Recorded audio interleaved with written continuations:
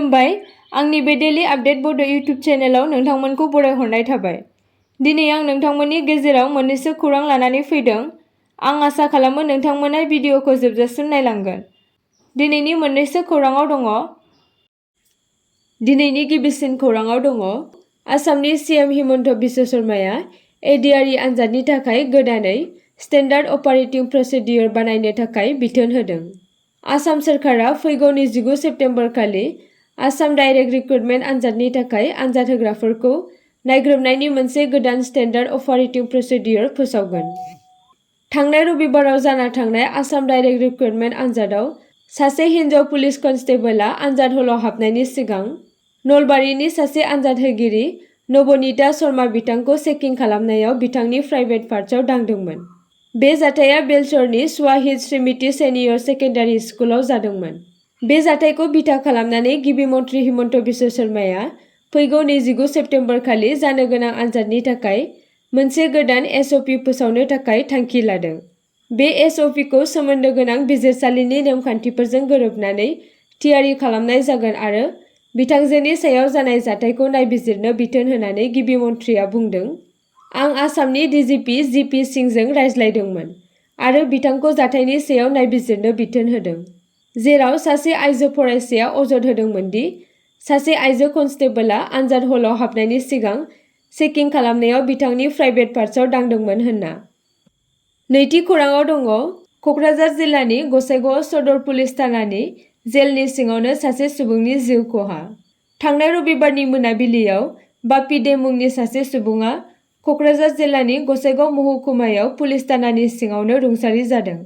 रुंसारि जानाय 35 बोसोर बैसोनि बापी देआ गसाइगाव सदर सोहोरनि पालपारानि थागिरिमोन। पुलिसनि फोरमायनाय बायदिब्ला रुंसारि जानाय बापी देआ देहायारि थासारिया लोमजानायमोन। रुंसारि जानाय बापी देआ कलेज र'डआव गंसे गारिखौ एक्सिडेन्ट खालामनायनि उनाव पुलिसजों हमजादोंमोन। बिथांखौ हमनायनि उनाव 3 घन्टानि उनाव मोनाबिलिनि 8 रिंगासोआव पुलिसआ बापी देनि नखरनो बिथांनि थैनायनि खौरांखौ खोन्थाहरो। बिथांनि थैनायखौ पुलिसआ हारसिंनो थैनायनि जाहोन होनना फोरमायदों। नाथाय बिथांनि नखर आरो जायगानि थागिरिफोरा बिथांनि थैनायनि जाहोनखौ पुलिसखौ दाय होदों आरो गसाइगाव पुलिस थानायाव दुंहाव थासारि सोमजिदों होनना फोरमायदों। बे जाथाया ओनसोलाव जेंनाखौ बांहोदोंमोन आरो जायगानि सुबुंफोरा न्याय आरो लोब्बा थानाय पुलिस मावथिफोरनि बेरेखायै थाबैनो राहा लानो दाबि खालामदों। पुलिसआ गोथै सह'खौ पस्टमर्टम आनजादनि थाखाय दैथायहरदों आरो मोजाङै नायबिजिरनो खोथा होदों। बे जाथाया आसामाव थांनाय 11 दाननि गेजेराव नैथि खेब थैनायनि जाथाय। 4 सेप्तेम्बर खालि सासे गबिन्द राजबंशीखौ जालुकबारी पुलिस थानानि मोनसे लकआपआव सोमोनांथाव थासारियाव थैनाय मोननाय जादोंमोन, जाय रायजोआव जेल सिङाव थैनायनि सायाव जिंगा सिखांहोदों। बिनि अनगायैबो 24 सान सिगां दिहिंआव मुगैथाव जिनाहारि जाथायनि गुबै सन्देह गोनां ताफाजल इस्लामखौ पुलिसनि जिम्मायाव थानाय समाव गबना थैनाय फोसावदोंमोन। पुलिसआ ताफाजल इस्लामखौ जाथाय जानाय जायगायाव लांनाय समाव खारखुमानो नाजादोंमोन आरो खाथिनि फुख्रियाव बाज्रुमनानै गबना थैनायखौ फोरमायदोंमोन। थामथि खौराङाव दङ मानकासाराव सा 5 बांलादेशनि नोगोरारिफोरखौ हमदों। मानकासार पुलिसआ रबिबारनि मोनाबिलियाव आसाम मेघालय सिमायाव सा 5 बांलादेशी नोगोरारिफोरखौ हमदों। मेघालयनिफ्राय गुबुन हादोरनि सुबुंफोरा आसामाव हाबनो नाजागासिनो दं होनना खौरां मोन्नायनि उनाव हरनि 9 रिंगासोआव गंसे अट' रिक्साजों दावबायनाय सा 5 सुबुंफोरखौ हमनाय जादों। बे हानजायाव 3 आइजोफोर आरो 2 हौवाफोर दंमोन, जायनि सिनायथिखौ साबिना आफ्तान, शान्ता बेगम, पिंकी आक्तारा, आकाश हुसैन आरो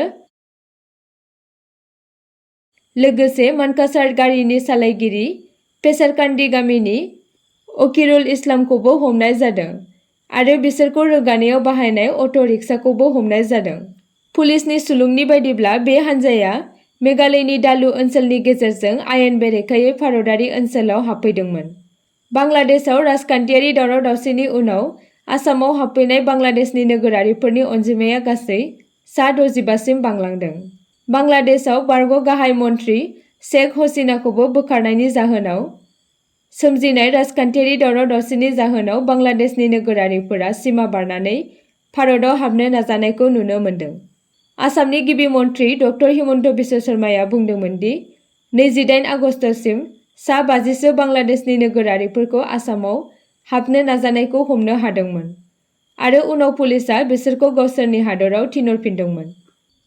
ब्रैथि खौराङाव दङ इउपिपिएल कमिटिनि बेरेखा हाबा मावनायनि थाखाय मैया दोलोनिफ्राय बोख्लायनाय जाबाय।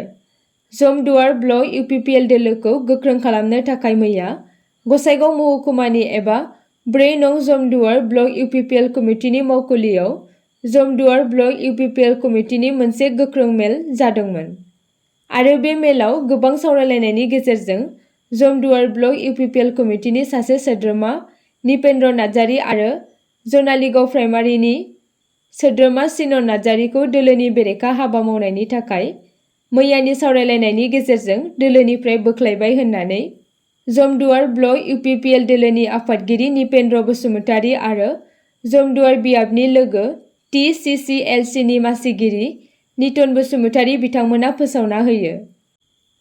बाथि खौराङाव दङ 29 सेप्तेम्बरनि आनजाद ग्रेड 3 नि थाखाय एडमिट कार्डखौ फोसावबाय। आसाम डाइरेक्ट रिक्रुटमेन्ट आनजाद ग्रेड 3 आ 15 सेप्तेम्बर 2024 निफ्राय जागायदों, जेराव थांनाय रबिबाराव 11,23,204 आनजाद होग्राफोरा बाहागो लादोंमोन। Board of secondary education Assam सेबाया 29 सेप्तेम्बरनि जानो गोनां आनजादनि एडमिट कार्डखौ फोसावबाय।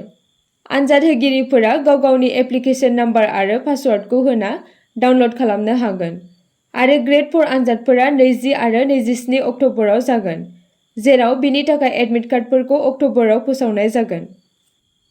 द'थि खौराङाव दङ ADRE आनजादनि कुइसन पेपार गोसारहोनायनि दायाव सिमेन्ट साप्रि UN एकाडेमिनि मंगलसिं बसुमतारीखौ हमदों।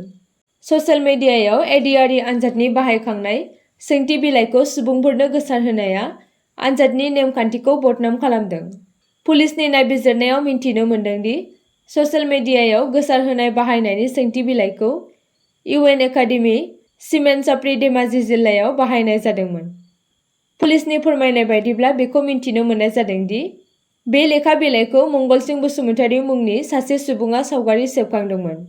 एग्जाम सेन्टाराव एग्जाम जोबनायनि उनाव गावनि मबाइलजों फट' लादोंमोन आरो बिथाङा आनजाद जोबनायनि उनाव गाव खेबना लानाय कुइसन पेपारखौ मानसिफोरनो ससियेल मिडियानि गेजेरजों रानना होदों। पुलिसआ बिनि सायाव नायबिजिरनायनि थाखाय बिथांनि मबाइल आरो आइजेंफोरखौ लानाय जादों। आनजादनि खान्थिखौ बदनाम खालामनायनि थाखाय बे हाबानि आन्दोआव थानाय दायगोनां फाव फान्दायनायखौ मिन्थिनो थाखाय आरोबाव नायबिजिरनाया सोलिगासिनो दङ। स्निथि खौराङाव दङ आसामनि सोलोंथाइ मन्थ्रि रनज पेगुआ मैया क'क्राझार जिल्लानि बिनेश्वर ब्रह्म इन्जिनियारिं कलेजनि मोनसे रिभिउ मेलाव बाहागो लादों। थांनाय मैया क'क्राझार जिल्लानि सिङाव थानाय बिनेश्वर ब्रह्म इन्जिनियारिं कलेजनि मोनसे रिभिउ मेलाव आसामनि सोलोंथाइ मन्थ्रि रनज पेगुआ बाहागो लादों। बेजों लोगोसे बिटिआरनि CM प्रमद बर'आबो बाहागो लादों। बे जथुम्मायाव क'क्राझार आरो चिरां जिल्लानि गोजौ फरायसालि, गोजौसिन गेजेरारि फरायसालिनि गाहाय फोरोंगिरिफोर आरो सोरखारनि गोजौ थाखोनि मावख'गिरिफोरजों सावरायलायनाय जादों। फरायसालिमानि सोलोंथाइनि बिथायारि सानज'थायनि जौगाथायखौ नायबिजिरनाय आरो फरायसालिमानि फरायसाफोरनि सोलोंथाइनि रोंमोनदांथिखौ साबसिन खालामनो लानाय राहाफोरनि सायाव नोजोर होनाय जादों। स्मार्ट थाखो खथाफोर आरो टेली सोलोंथाइखौ मावफुंनायजों लोगोसे फोरोंगिरिफोरजों मोगा-मोगि जानांनाय गुबुन गुबुन जेंनाफोरखौ सुस्रांनो थाखाय गेजेर थाखोआव फरायसालि नागारनायखौ फोजोबनो मावखान्थिफोर नागिरदों। फैगौ 1 बोसोरनि उनावनो बिटिआरआव सा 1477 गोजौ फरायसालिनि फोरोंगिरिफोर थिसननाय जागोन होनना सोलोंथाइ मन्थ्रि रनज पेगुआ मैया क'क्राझाराव फोसावदों। बे मेलाव गोजौ थाखोनि बिफानारि मावख'गिरिफोर आरो बिनेश्वर ब्रह्म इन्जिनियारिं फरायसालिमानि गोरायुं आरो MLA लरेन्स इस्लारि, राकेश ब्रह्म मावफुं सोद्रोमा आकाशदीप, बिटिआरनि गाहाय नेहाथारि अमरज्योति बर्मन, सोलोंथाइ नेहाथारि आरो जगदीश ब्रह्म सोलोंथाइ बिथोनगिरिनि नुजाथिनायाव बाहागो लादों। 8थि खौराङाव दङ आयेन बेरेखा हा दखल खालामग्राफोरखौ होखारनायनि थाखाय आसामनि गिबि मन्थ्रि डक्टर हिमन्त बिश्व शर्माखौ साबायखर बावहरदों। खोला कामरुप ट्राइबेल बेल्टनि सिङाव थानाय सनापुर कुसुटिलियाव 1200 बिगा ट्राइबेल रिजार्भ हायाव आयेन बेरेखायै थाग्रा 5000 सन्देह गोनां नोगोरारि आरो आयेन बेरेखा हा दखल खालामग्राफोरखौ होखारनाय जाथायनि थाखाय आसामनि गिबि मन्त्रि डक्टर हिमन्त बिश्व शर्माखौ साबायखर बावहरदों।